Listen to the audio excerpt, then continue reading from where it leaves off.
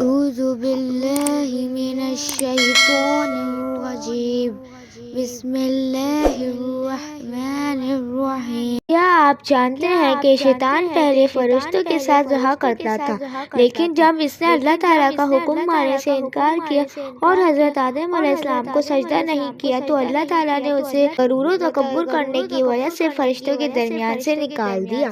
شیطان نے اس وقت اللہ سے پوچھا، اب میں کہاں رہوں گا؟ اب میں کہاں کھاؤں گا؟ اب میں کہاں سوؤں گا؟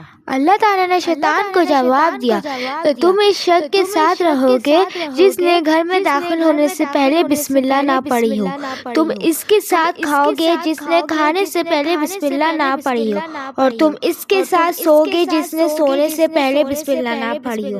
ہمیں ہر کام سے پہلے بسم اللہ ضرور پڑھنا چاہیے، کیونکہ جہاں بھی اللہ کا نام آتا ہے وہاں سے شیطان بھاگ جاتا ہے۔